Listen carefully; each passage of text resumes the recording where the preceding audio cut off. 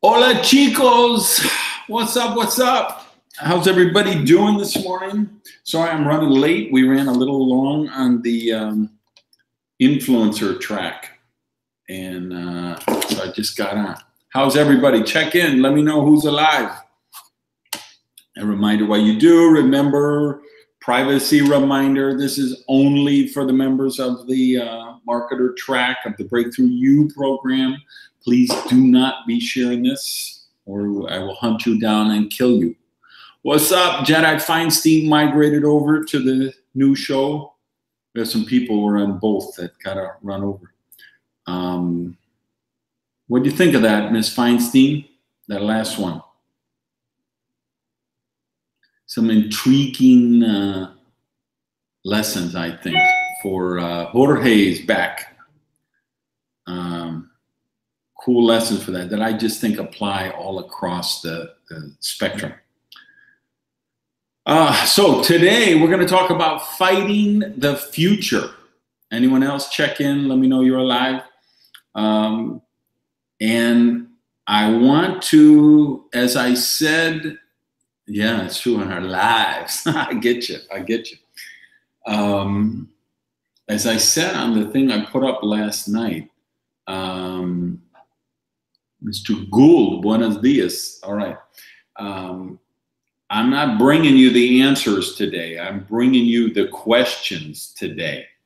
Let me get some light. It's very, very cloudy in Miami today. Reminds me of came back to Atlanta. It was so gray like that. Yeah, with Mimi. All right, so I'm telling you, I'm going to give you some really important questions, which I think you need to do some serious critical thinking on. So let's start with the evolution of direct selling. I'm sure the first person came in with a one-on-one or two-on-one. Actually, I'm sure of it. I'm pretty sure that was the first sale was between Adam and the snake in the Garden of Eden, right? And so one-on-ones and two-on-ones worked really well. And then somebody figured out with home meetings, hey, let's get 3 people, 5 people, 8 people, and we'll get more traction. And then we evolved to hotel meetings. And hey, what if we got 500 people in the room? And some of us were kind of pioneers in the using the telephone, right? Just with 3-way calls. When we started doing that, that was kind of a different approach that a lot of people had never thought about. And then it migrated to Jedi Jonak is back in the house. Migrated to conference calls, and we had these bridge lines, and we could get 200 people on a bridge line, and we were doing that. And from there, it went to recorded calls, and we would create what we called them sizzle calls. So it would be a short kind of recording, sizzling all the sexy attributes of the product line and the opportunity. And then I think the next evolution, at least for me, was FedEx and 3-day select and UPS 2-day and these priority delivery services. I feel like just using those expedited delivery services gave me a edge on building long distance. I was building long distance before most people were, because FedEx was like, $10 for an overnight letter. No, fax is next on the list. Or maybe it was 20, but I think it was like 10, which at that time I think was a lot of money.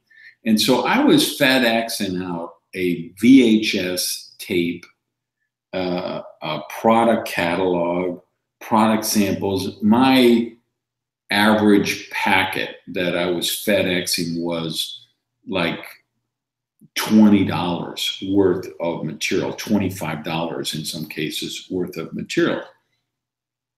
But that had a huge impact for me because I was able to sponsor a lot of people in different places just because there were so many people in the business that just had poverty consciousness that thought, you know, oh my God, it's $10. You know, I don't remember, you know, what stamps were at that time. They were 10 cents or 12 cents or 20 cents. Who knows what they were? But that was the dynamic that people compared it to. Was you sent a letter for 20 cents, a FedEx letter was $10. So why would anybody spend $10? But I would make the, you know, I would have this phone call. I'm FedExing you a thing. It's for, you know, delivery by 10 a.m. You're going to get it then. I want you to review it. And then can we speak at 11 a.m.? That was a big evolution for a lot of people. One that a lot of people in the business weren't willing to take.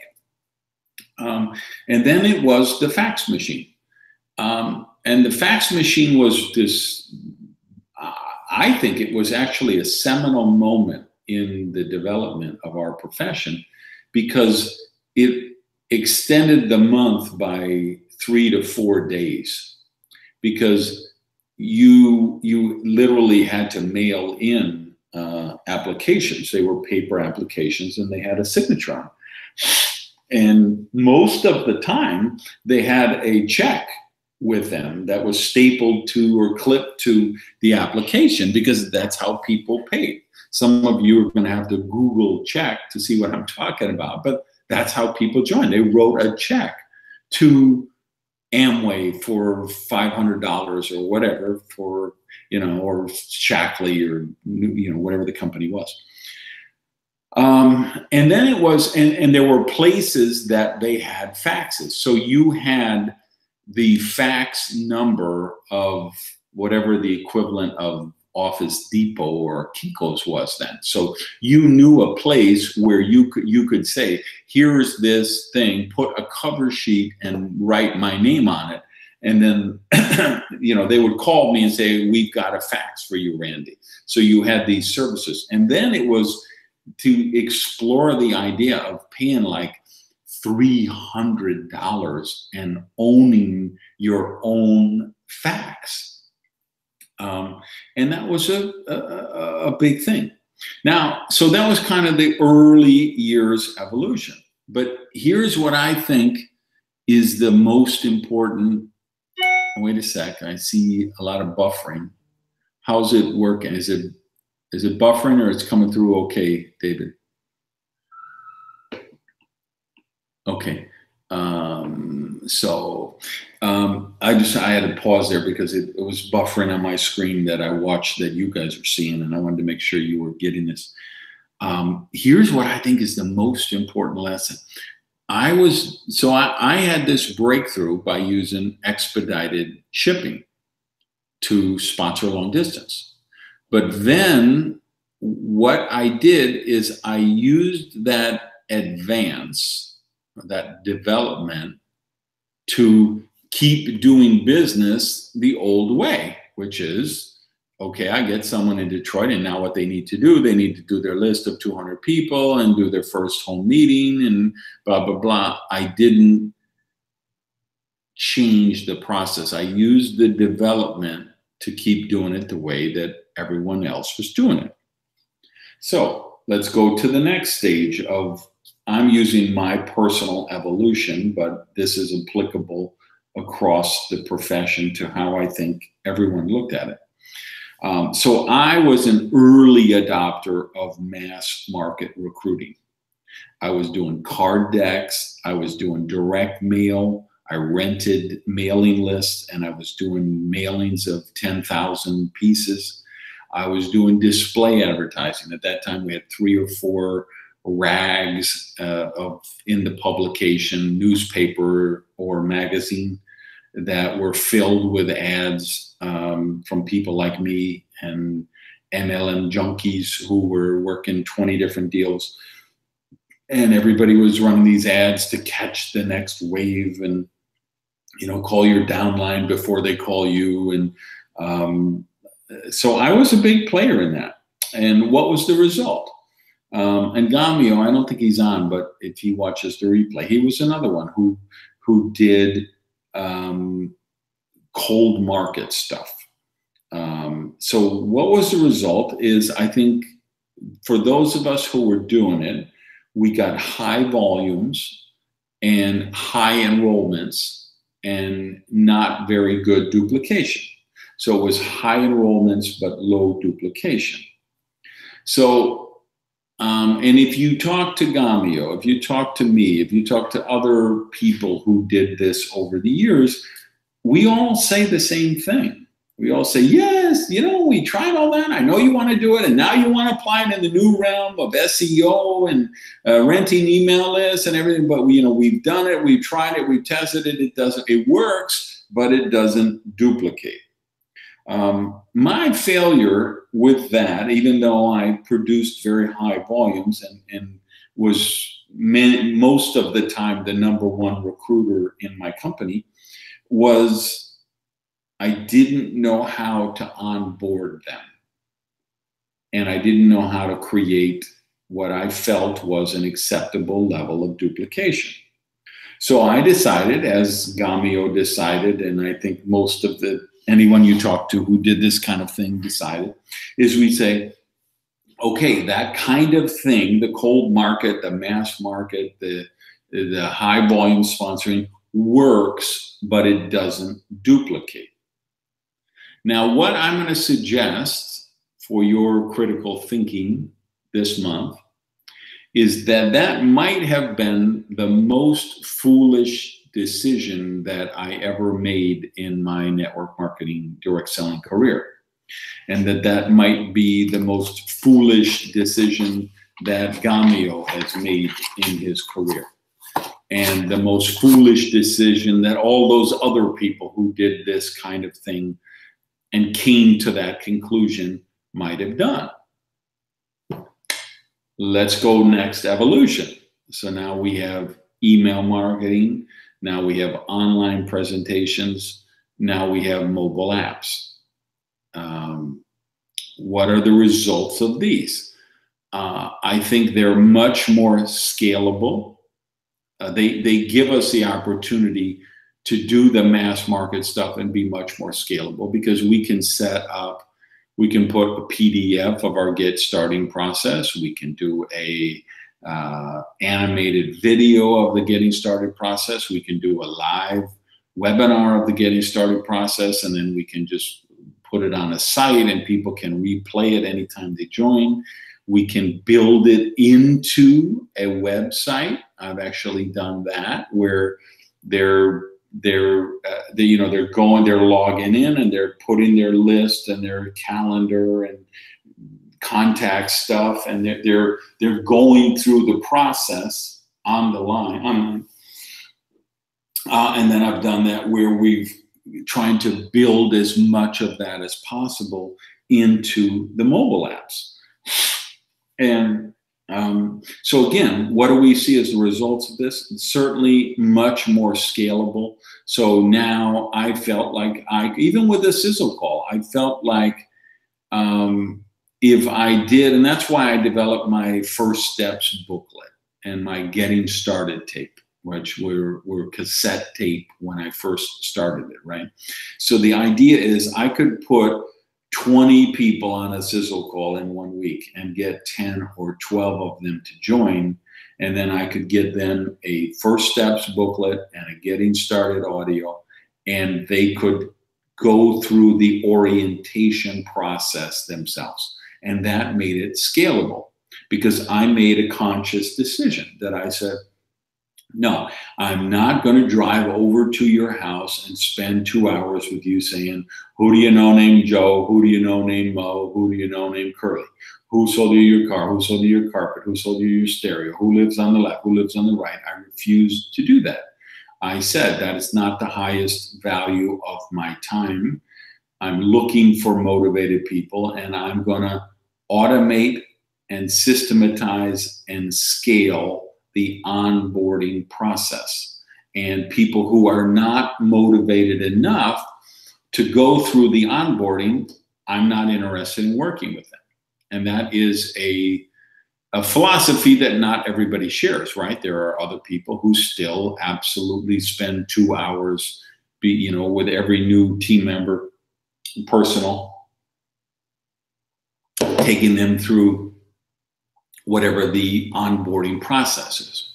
And what you'll see is people who do that individually, that I refuse to do personally, they have I would say 20% higher retention of the personals they work with. So you'd say, well, why doesn't Gage do that? And the answer is because they have a 20% higher retention of the personals they work with, but I have 60 or 80% more personals because I can scale it and I can bring in a lot more people. And you say, well, some fall through the cracks. Yes, they fall through the cracks, and I'm okay with that. Again, this is a philosophy thing. If you buy a Midas Muffler franchise or a Subway franchise, they have a system and a process that you have to follow. And if you aren't willing to follow their process, they say, don't spend your money and buy this franchise because you're not going to be happy, because we're going to require you to follow this process. You have to buy your produce from this vendor, and you have to buy your meat from this vendor, and you have to charge these prices, and these are the portion control that you have to use, and this is how the place is set up, and this is how we select the real estate. And they sell that system in a box. And that's what I feel I sell with when you join my team, is you're joining my system in a box. And if you say, well, I don't want to follow that system in a box, I'm like, fine, don't join. You're not working with me.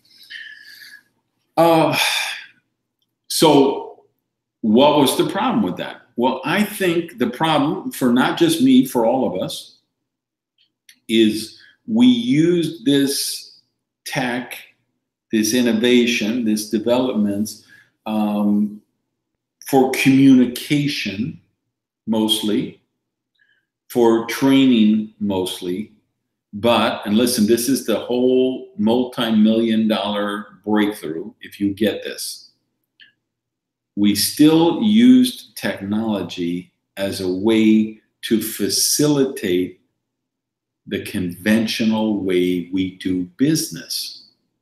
We took all of this, all of these developments, and we put them into the template of how we did Amway in 1959, and how we did Herbalife in 1971, and how we did Nu Skin in 1982. We, just like when I was using FedEx packs to get somebody in California when I lived in Wisconsin, and then I had them replicate everything that I was doing in Wisconsin without replicating the long distance building with the packets, because I was using the advances to find a faster way to do the existing business. This is big, people. This is big. So why do I say this is the multi-million-dollar thing? Why do I think this is so this is what I'm reading right now. So O'Reilly was this was the first tech conference that I ever went to. I went to this programming conference they put on because I realized, hey, this internet thing is not going away, and I didn't hold it up. So Tim O'Reilly is the author. So he has a company called O'Reilly Media. So the book is WTF, what's the future and why is it up to us? So Tim is kind of the, I don't know, he's kind of the reporter of the scene of what he's kind of moderated a lot of the iterations of the internet as it's developed, from this college education platform to government platforms to commercial platforms. And a lot of times he's been the instrumental guy that put the key people in the room when it came to like open source developments like Linux and things like that. So anyway, so I'm reading this book, which is really difficult for me to read because it's so technical that there are, and it's not a tech book. It's not meant to be a tech book. It's meant to be a general population book, I believe, when he wrote it. But there's two problems for that. One is I'm not a tech person at all. I'm totally about the human element of technology, and I've never learned anything about coding or programming. And the second is just things that are so basic for him, I think he doesn't realize are not so basic for the non-tech person. But the breakthrough for me, why I think that this might bend, you know, some of these decisions I made or Gamio made or other of us made might have been the most foolish one, is because of this thing where we are trying to use this technology for the old ways of doing it. And Art will remember this. I don't think anyone else in this group was, actually Wes Linden, but I don't see him on today. No, he's not in this group. Who, I don't think anyone else who was in the, we did this with Art Christian, the $1 billion retreat, and we were meeting at Orrin Woodward's place. And that was the discussion that I brought to the that I brought to the table to the group that time was I wanted us to question how we were using this new technology, like streaming video. And at that time, it was Periscope. And I was saying, how do we use this Periscope or this Facebook Live or any of these kind of streaming? You know, how do we integrate this into our business? This is, you know, the dynamics are changing. Where do we go with this? And we were exploring things, and then Sarah Robbins took it forward and did her monthly Facebook Live that they just keep live for 48 hours, and they have a special. And for you guys, I think everybody here probably goes to the mastermind event. If you remember, she's done a couple of sessions where she's walking through that process, so I'm not going to spend any time on it here. But that was the result of this $1 billion retreat that Art hosted and really facilitated and put together, kind of like Tim O'Reilly did with a lot of the tech stuff. That's what Art did with this, I don't know, 10 or 12 of us who met at this first $1 billion retreat. And I still think that we approach that with the wrong mindset, because we approach that of how do we use this tech to facilitate the way we're doing the business. And one of the examples that I brought up that I felt that was a problem, 1.5 billion a year in sales, not bad, right? Not bad. Was that, you know, the example I kept giving the group is, okay, come on, let's just suppose that Elon Musk or Jeff Bezos or whoever, whatever billionaire says, okay, listen, Jorge, Art, and, you know, here's $20 million. I want you to start a direct selling company, but build it from the ground up. And build it with the smartphone, build it with the internet, build it with mobile apps. And, you know, how would we use that? And then, so we think of ways to, like, okay, how do I enter? And this was the example I told the group that I felt we needed to avoid. So I was getting to the essence of this then, but I wasn't quite there yet. Where the example I was given was, we're trying to show them how they can get the 200 names on a list in the mobile app when they already have 400 names in the contacts. So if we did get the 20 million from Elon and we put together some engineers in a room, that's the first thing they would say is, well, why do you want to have them enter this new list if they have a contact list already in their phone? Why are you recreating that process? And why? Because we're trying to use technology to keep doing the business the way we did 50 years ago. So this belief, hey, we can get some increase in volume, we can get some increase in recruiting, but we're going to lose our duplication. That is just a foolish belief that doesn't serve us. That's the premise that I want you to come out of today with. Exactly, Art. So, reading this book, Tim was one of the visionaries who said, hey, we need to bring this tech into government. Like if you look at, what is the biggest problem in the United States right now with our government? There's nobody in the government that has a fucking clue about technology. Donald Trump does not have an email account. He doesn't know how to use email, right? That's a foreign language to him. Hillary Clinton, that was her whole issue, was she didn't know that, wow, I really shouldn't be sending emails from the State Department on my Hotmail account, or whatever her account was. That, wow, any foreign government could hack into this and know our deepest, darkest secrets of governance, right? He's 70 something, she's 70 something. I mean, and there are 70-year-old people. Look at Anne Feinstein, but she's not 70, but she's a mature person like me, but she's doing Facebook Lives and webinars and been on email for decades. And you know what I mean? There are people at a higher age demographic that have embraced technology. And then there are people of, of that age who have no idea about technology.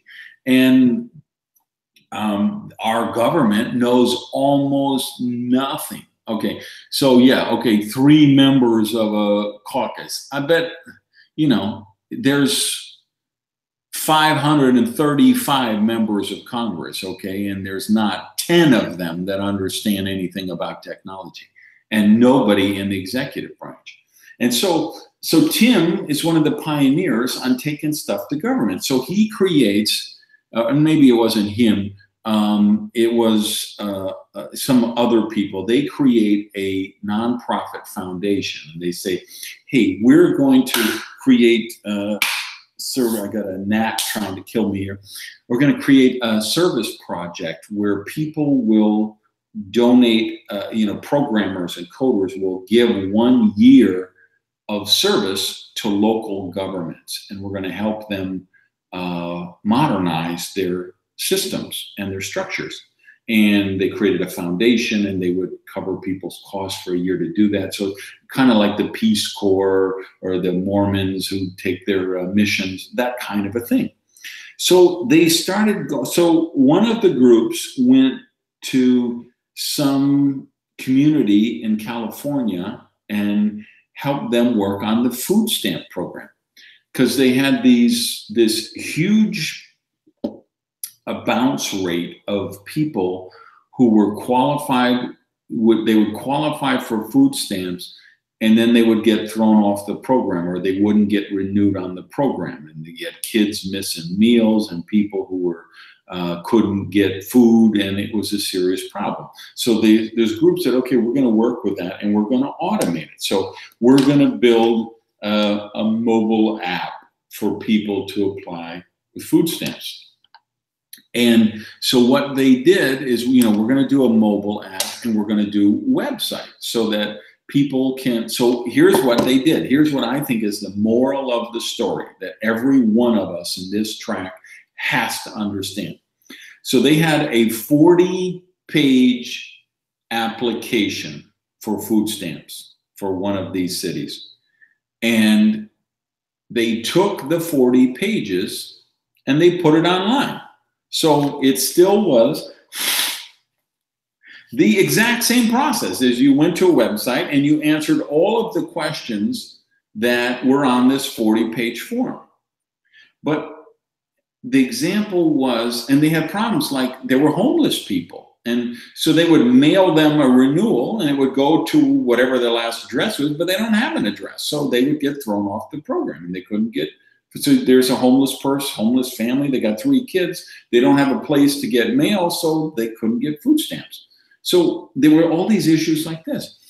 And there were parts of this 40-page process where, let's say, there's some, like here in Miami, we have Miami, Fort Lauderdale. So you have Dade County and you have Broward County.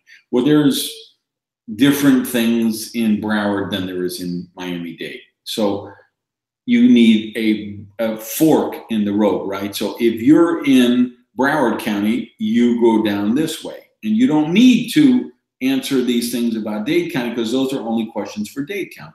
Well, they didn't do that. They just put the exact 40 pages. So it took someone, it was like a 2-hour process to go through this website and answer all these questions.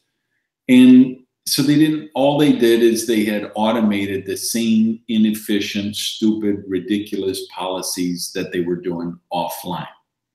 And finally, somebody said, no, we need to actually go through the process of applying for food stamps and see what the breakdowns in the system are.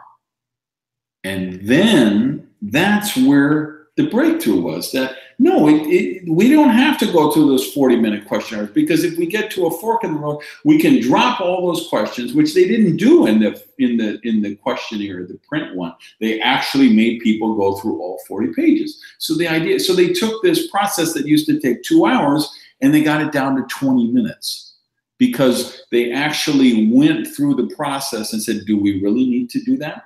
Is there a reason we're doing this? Why are we doing this when they're supposed to be doing that? And they looked at it from this fresh perspective of, what is the best way to do it? And that was the equivalent of me saying at Oren's house, why are we trying to find a way to import the 200 names? Why are we not? And that's when Ann will know, her and I were working with a developer for an app for our team. And I was saying, I need a way to pull in my Facebook friends. I need a way to pull in my LinkedIn friends. I need a way to import my contact list, and not just import them, but contact them. And that's the kind of thinking that we have to start taking with this. So let me give you 5 takeaways and then 6 questions. That's your homework for the month. And I'm not answering them. You're going to have to figure this out. We're going to have to figure it out together. We're going to have to do some critical thinking. We're going to have to explore this as a profession. And then Art, your homework is evaluate this. I'm thinking for a distributor version of this as the opening keynote for your event this year, that I do this as from the distributor's viewpoint, not the company's viewpoint, not the industry or profession's viewpoint, but the team member, because I think there's a way to do that. So just be keeping this in your mind, and we'll talk about it offline afterward. So my takeaways. Number 1, most important, we have got to stop shoehorning new tech and methods into the old business model. Just an example is like trying to recreate Nameless when it's ridiculous. It's already there. We're just coming at it from the wrong premise. Number two, we have to change the default position on technology to yes. What do I mean by that? I mean, right now, every single person on this webinar, including Art and me and people who have done a lot of study of technology, I still think our default setting is no. I still think when somebody comes to us with a Facebook strategy, a SEO strategy, a mobile strategy, anything, our thing is, listen, you know, we've tried this kind of thing in the past. It's, you know, it does create, it works, but it doesn't really duplicate. So you have to go out and you have to prove that it can duplicate. And, you know, that's kind of our, you know, let's pour water on the fire first. And I think, fuck that. We need to change it. We got to flip it. And the default setting has to be, great. I love the idea of this new technology. Let's see how we can adapt that into our process. Number three, we need to target the sweet spot between mass duplication techniques and, I mean, mass recruitment, mass market recruiting techniques and duplication. There is a, you know, what do they call those diagrams? So if we have, you know, mass market recruiting, and we have duplication, this thing in the middle, I got a 10-second delay. I need to make sure I'm holding this up where you can see it. You know, that sweet spot in the middle, that's what we've got to be looking for. So, but again, we're going to have to change our default setting to do that. Number four, the smartphone is the did I just hear that right? Here. Venn diagram. Yeah, that's what I'm looking for. Yes, you did. The smartphone is the remote control for life. Here's this fascinating thing, right? Feinstein's old enough. I'm old enough. I don't know who else. Dana is probably old enough. We grew up with televisions where you got up off the sofa and you went and you changed the channel, right? I grew up, we had channel 3, channel 15, and channel 27. And then we had the public broadcasting one. So we had the 3 networks and we had PBS. So there were 4 channels and we had the rabbit ears, antennas, the whole thing. And you got up and you changed it. And when this remote control thing came out, this was, I mean, I was so jealous of the rich people who had remote controls.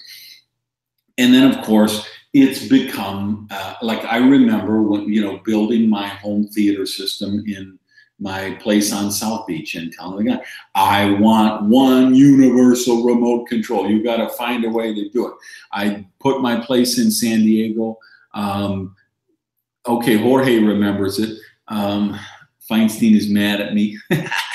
I mean, same thing when I did it here.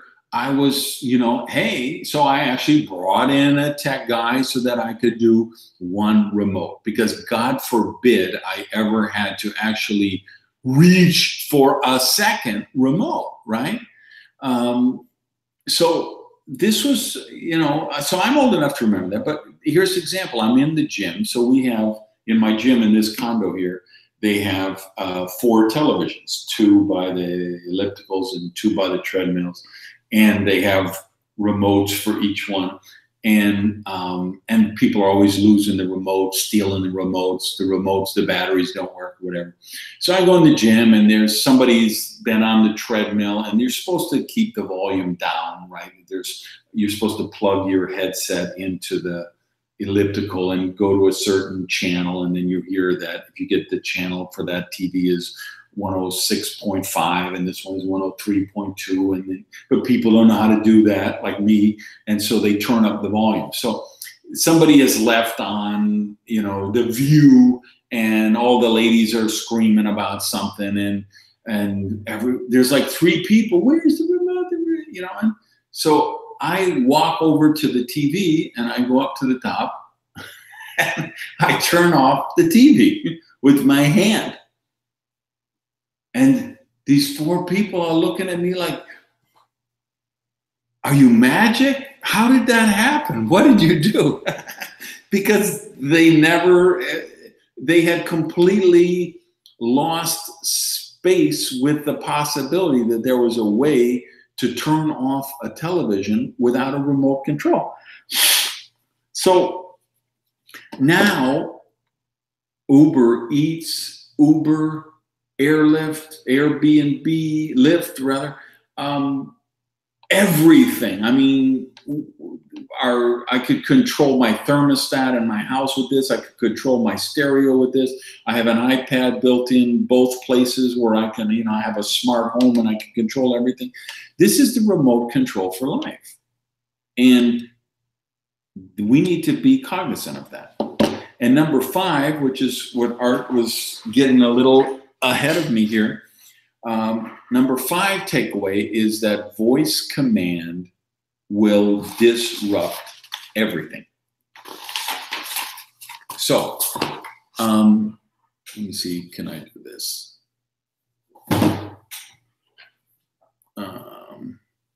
I hate this delay, but I need to see what you guys are actually seeing on the screen. So bear with me.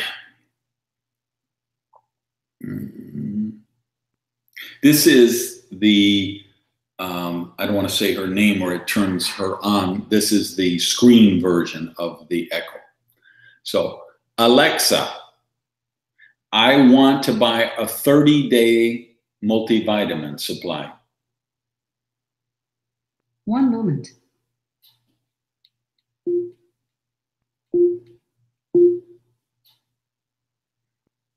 Alexa, buy this. Order placed. Order placed. Arriving Saturday, March 31st, $22.95. What would you like to order? Alexa, home. Okay, Herbalife, New Skin, all you vitamin people. How do you compete with that? What are you doing with that? How are you going to, and Art, this is why I say I want to actually put an Alexa, you know what, on the stage, and also my Google Home, my HomePod on the stage. And I think this would be amazing for the team members, particularly these guys from overseas, to demonstrate some of this in this opening keynote. So here's the questions for you guys to ponder. Question number 1, how do we design our business model so people can do it with a smartphone remote control? That's the first one. Question number 2, how do we perform blank in voice? So we fill in the blank. How do we perform product sales in voice command?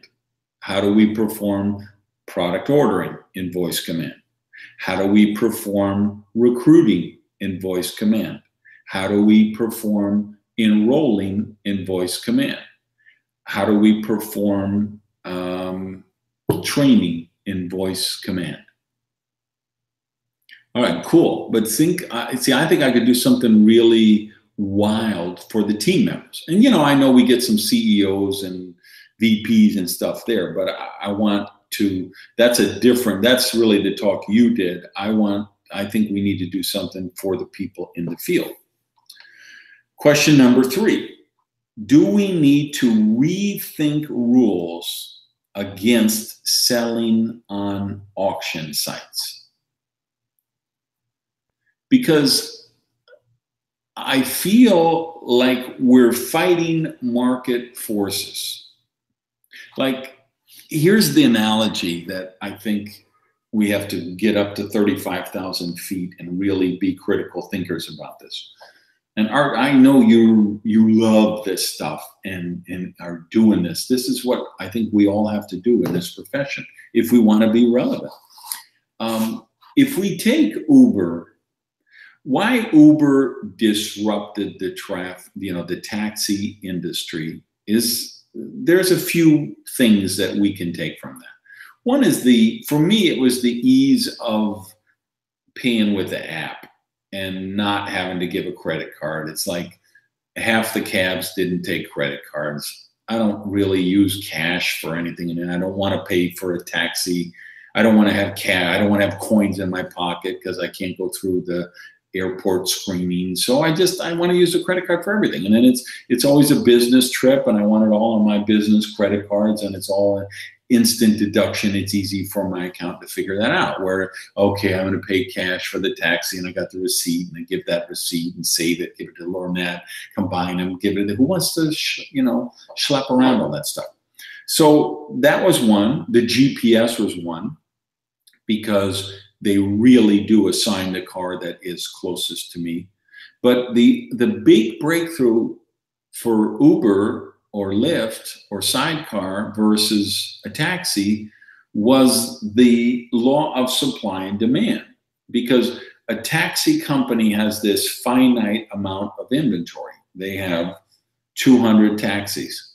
Well, 200 taxis for most of the day are 60 too many.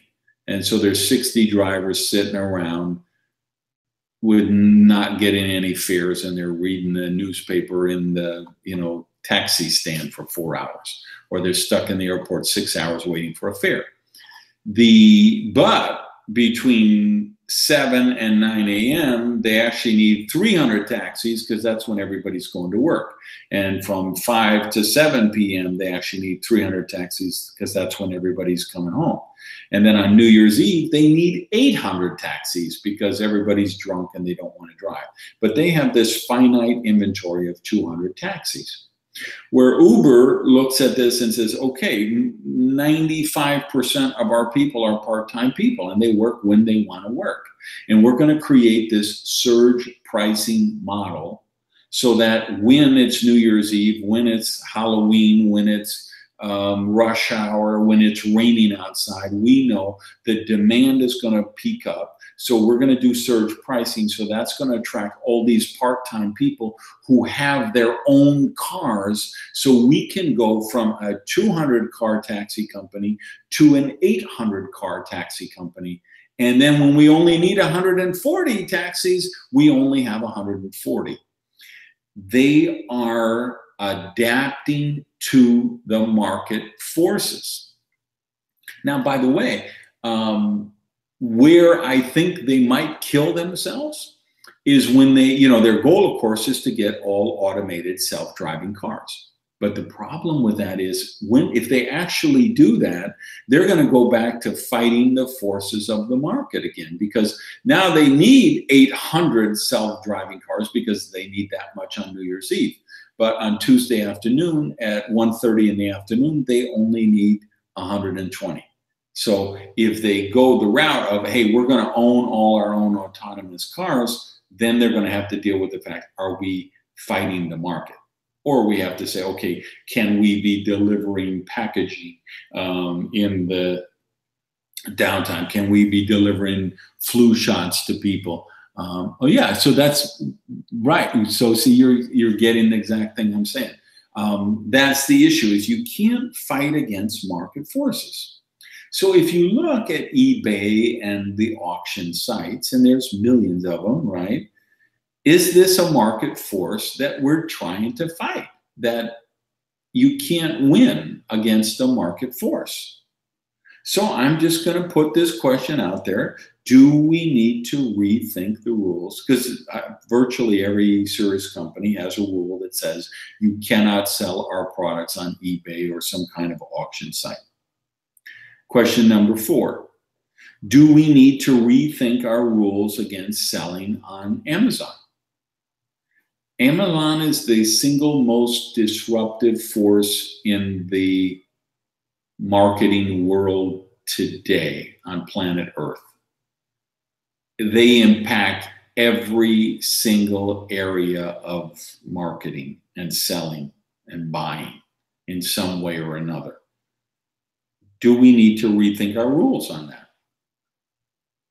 Number 5, should our distributor training include how to be an Amazon reseller, how to set up storefronts on auction sites? In other words, hang on, I'm buffering again. I want to make sure it's working. Somebody let me know it's okay. In other words, are we trying to fight market forces that we cannot win against? The taxis cannot win against Uber because Uber is a better deal than, well, yeah, and that's true. If we're talking China, it's Alibaba. If we're talking US, we're talking Amazon. But when I say Amazon, I mean those kind of sites. So take it, apply it worldwide. But the thing is, the innovation of an Uber or an Airbnb is because it's a better idea. That's the reason they take hold. It's just, I hate to take a freaking taxi. I never know, does the guy know one word of English? I never know, are they going to have an air conditioner in Miami? Is it going to be a 20-year-old car with the transmission dropping out? Is he going to have change? Is he going to accept credit cards? Does he know his way to the airport? I mean, it's such a crapshoot. Then, of course, I'm always going to take Uber. Of course, that's my default thing.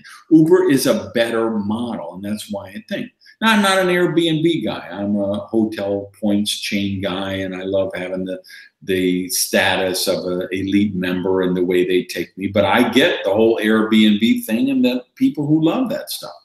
And I get the discounter travel site things.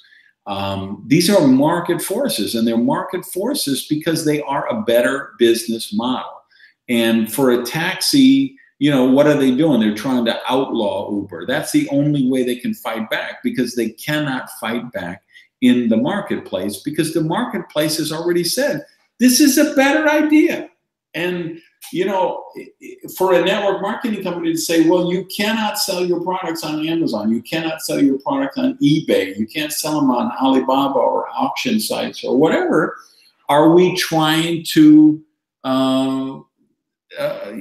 fight a market force that we cannot win? So finally, question number 6, should we be setting up our own customized versions of Amazon, Alibaba, eBay, auction sites? That's the stuff I think we need to think about. And I don't want to think about it, right? I do not fucking want to think about it. Just like I did not want to fuck with email when it came out. Just like I did not want to fuck with social media when it came out, right? I don't like having to change. I'm just like every other human being on planet Earth. I got my routines, I got my habits, I got my core foundational beliefs, I got my way of doing things, and I don't like to be disrupted, right? And I wrote about it in the Mad Genius book, how we view things depending on, how they came out in our lifetime and what age of our life that they came out of, right? When they come out when we're young, we want to be a part of that, right? When they come out when we're old, we're like, why are you changing the rules? I already knew the rules of the old system. So why are you going to make me learn all new rules?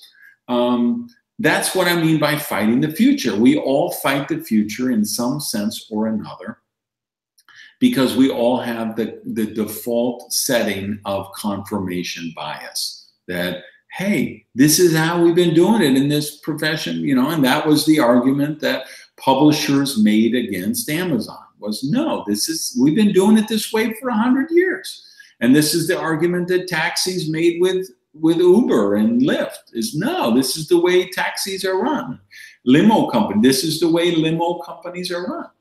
And you can make the argument that Uber, you know, innovation breakthroughs like Uber don't really, like you could say, well, Uber is taking away taxi jobs, but there's actually 100 times more people working in Uber and Lyft stuff than there ever were in taxis.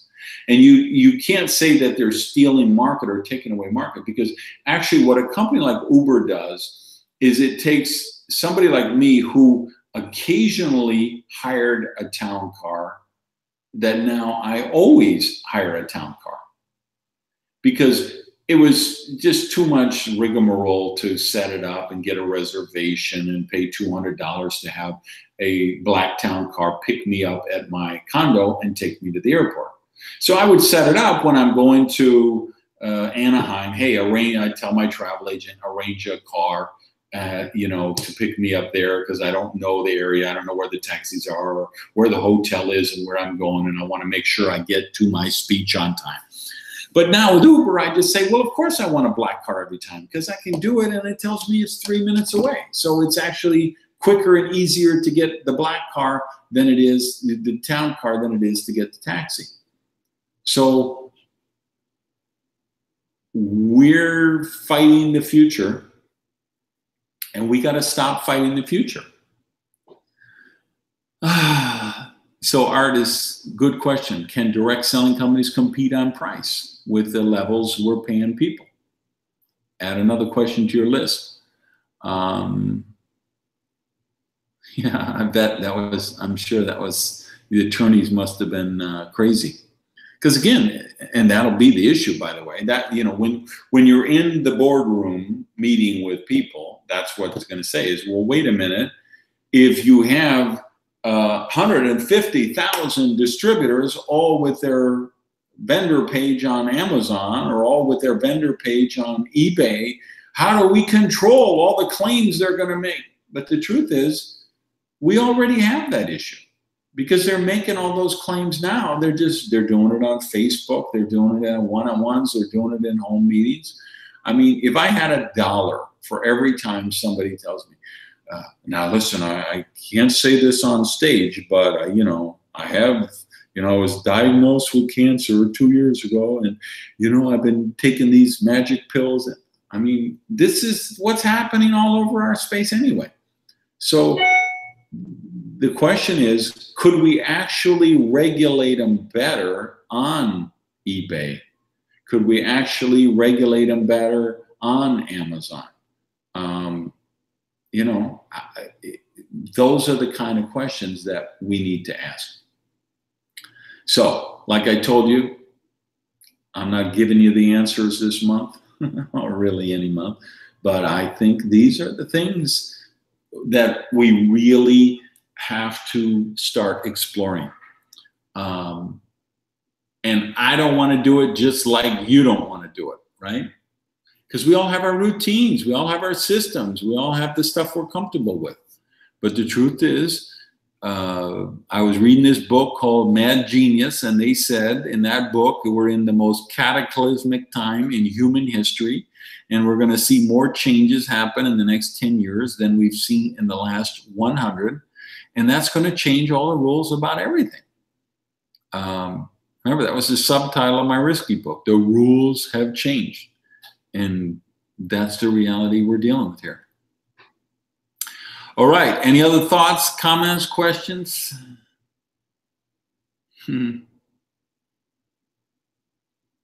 All right. Thank you, Mario Pedro. También por tú. Mucho gusto.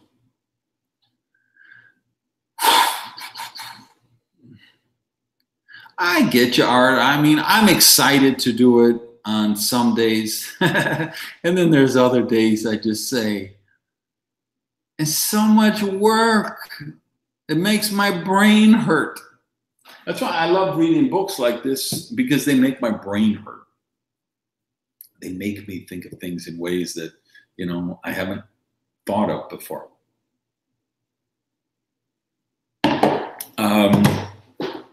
I will probably follow up with this in the brief next month. I think I might explore it deeper in that. And remember, we're going to do one more month of the 2 tracks, and then beginning in May, I'm actually going to merge them in 1 track, which I don't know. I didn't know how you all would take that, but I mean, people seem to be over the moon excited about it. So that makes me very happy, because I think that's a way I can actually give much more value to the group by having 1 track like that and concentrating on those the issues of entrepreneurs, the mindset stuff, the prosperity consciousness stuff, the marketing stuff, the productivity stuff. I think that's universal stuff that we're all working on.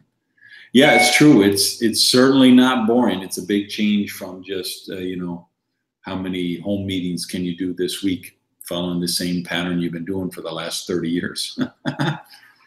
All right. Thank you all. I hope everybody has an amazing month. I'll be at you in the Facebook group. And like I say, I'll probably continue this in the brief.